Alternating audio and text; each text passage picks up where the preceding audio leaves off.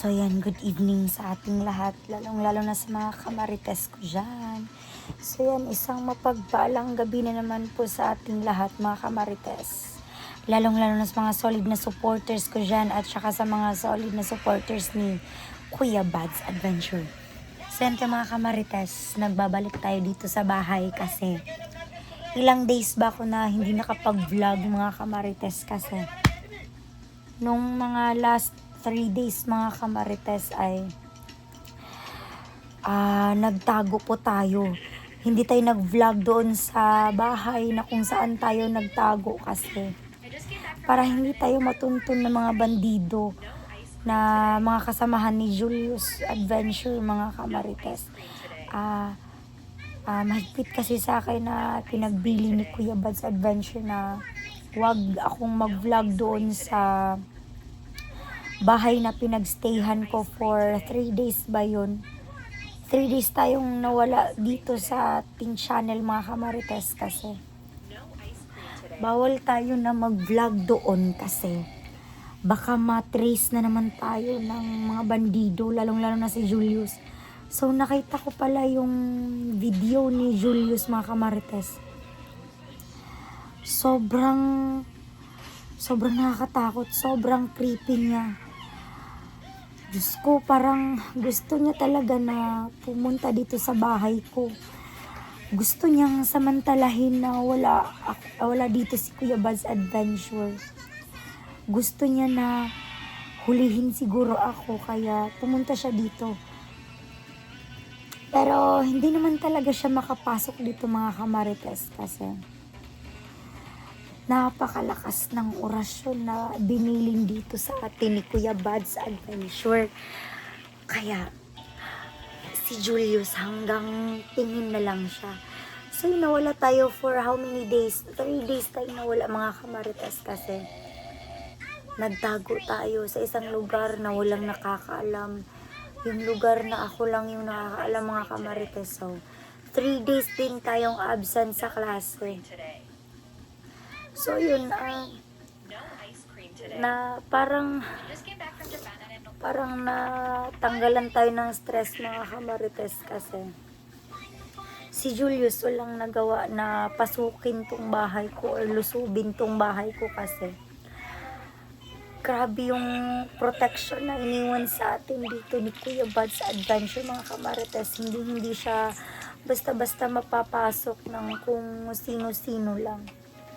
So yun, nakita ko yung recent video ni Julius mga kamarites. Nakapula siya. Sobrang creepy yung mga kamarites. So hindi pa pala siya gumaling.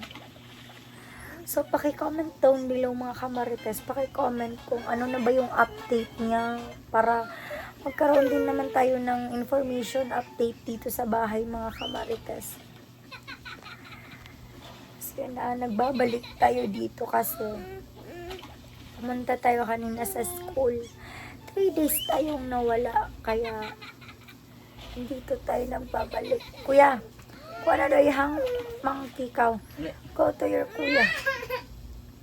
Ikaw, kato daw yung kuan kuya. Tala dito ba si Juno? Ikaw. So yun, umiiyak na naman tong batang to kasi hinahanap na naman yung papa niya.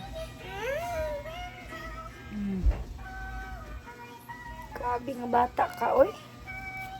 So hanggang ngayon mga kamarites, madilim pa din dito sa bahay namin kasi wala pa akong pera na pampaayos dyan sa bumbilya namin kasi kailangan pa namin ng electrician kasi feeling ko mga kamarites, isa yan sa mga sinira ng mga bandido, yung mga pailaw namin dito sa bahay. Kasi syempre para hindi sila mahuli, syempre gumawa sila ng paraan para gumawa yung mga bandido ng paraan para magdilim yung bahay ko dito para siguro hulihin tayo. Pero wala talaga silang magagawa mga kamarites kasi thanks God to Kuya Bad's Adventure kasi nag-iwan siya dito ng orasyon niya na pamproteksyon Sana naman ay turuan tayo ni Kuya Bad's Adventure ng orasyon, pero grabe. Hindi ko talaga alam kung paano yun aralin, mga kamarites. So yun, talagang effective talaga yung iniwan sa atin dito ni Kuya Bad's Adventure, mga kamarites, kasi hindi nagtagumpay si Julius na pumasok dito sa bahay ko. Syempre, sino ba naman yung papasukin niya dito sa bahay? Wala ako dito for how many days? So yun, naging happy tayo, mga kamarites, kahit na nabalitaan ko na na-hypnotize itong si Julius. Pero happy pa din tayo kasi may protection pa din tong bahay namin. Saan na, kuya? Kau, go to your kuya. Tela mo sa pikas kwarto, kuya, kau.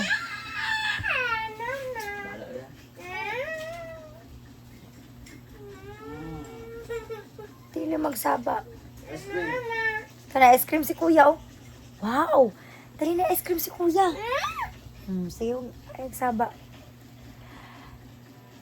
So yun, mga tol, sa totoo lang, mga kamaritas, nung una talaga, nung hindi ko pa talaga nalaman na si Julius ay na-hypnotize, hindi pa talaga tayo naniwala na ma-hypnotize siya. Kasi pag once ng isang tao ay na-hypnotize, wala siyang knowledge, wala na siyang pakialam kung ano na yung nagagawa niya sa buhay. Kahit na pumatay man siya ng tao, wala na siyang kaalam-alam dun, mga kamarites. Kumpiyansa talaga tayo na yung nagkumpiyansa talaga tayo ba na wala ng mga masasamang loob na pupunta dito sa bahay. Pero yung mga nag-comment sa akin na na-hypnotize na si Julius, then sobrang nagpapasalamat tayo kasi na-alarma tayo dito sa bahay na umuwi tayo ng maaga after sa klase, kasi baka haharangan tayo ni Julius dyan sa may kalsada or dyan sa daan. Baka hahanapin na lang tayo ni Juno kasi missing na tayo. So syempre, nagpapasalamat din ako sa mga solid na mga commentators ko dyan na si Julius daw na hypnotize. Kaya sa pag-comment nyo, doon ko nalaman na nasa delikado na pala tayo. So yun, talagang nakakatulong din yung pagbabasa natin ng mga comments. So yun, hindi ko man kayo maisa-isa, pero sobrang nagpapasalamat ako sa inyo kasi sinasabi nyo sa akin yung mga updates, mga informations na dapat kong malaman. Kasi sobrang busy ko sa buhay. Nag-aaral tayo, pero wala na pala tayong kalam-alam na si Julius lulusok na pala dito sa bahay. Kasi kapag nasa labas na kasi tayo, mga kamarites, wala nang protection. Wala nang protection kasi yung bilin ni Kuya Bad's Adventure na orasyon, hanggang dyan lang yan banda sa buong bahay. Pag once na makalabas ka na, natitiyak ko talaga na kamatayan talaga yung sasalubong sa'yo. Buti na lang talaga, mga kamarites, ay napag-alaman ko talaga na na-hypnotize si Julius. Kaya alas 5 pa lang, mini-make sure ko na nakauwi na ako dito sa bahay. Yun, salamat talaga, maraming salamat talaga sa tulong nyo, sa pag-inform sa akin na si Julius wala sa sarili. So natulungan nyo ako, mga kamarites, na mahinto ng mga ganitong sitwasyon. Sana ay bumalik na sa dati si Julius Adventure, mga kamarites. So yun, sa mga solid na supporters ko dyan, at saka kay Kuya Bad's Adventure fans, sana ay tuloy-tuloy yung pag-support nyo kay Kuya Bad's Adventure, kasi ilan na ba yung subscribers na needed para maging 300k subscribers na siya? Mga 9,000 na ba yun or 8,000 plus na subscribers para maging 300k na siya? Sana ay tuloy-tuloy yung pag-support niya sa mga videos niya. At sa mga kasamahan niya ngayon, si Raymart. So yun, ang sakit-sakit ng lalamunan natin mga kamarites.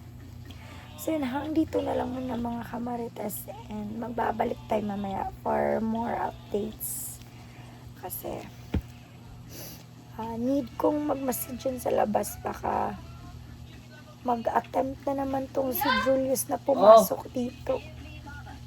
Asan Julius sa lahat? Manipa, mo ulit. Gulo ka.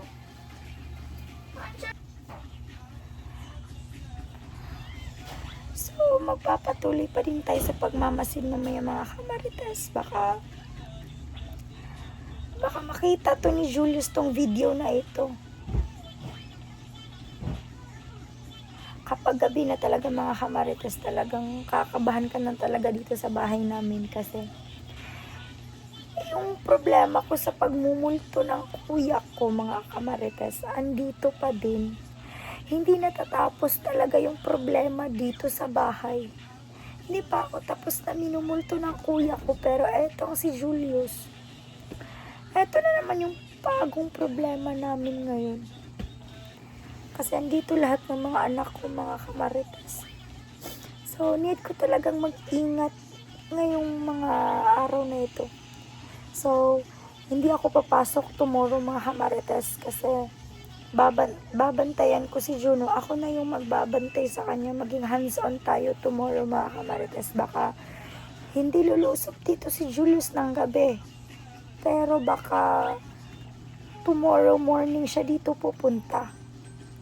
Wag naman sana. So, hanggang dito na lang muna mga kamarites kasi nawala na yung boses natin. Diyos ko. Hanggang dito na lang muna mga kamarites, and God bless us all mga kamarites.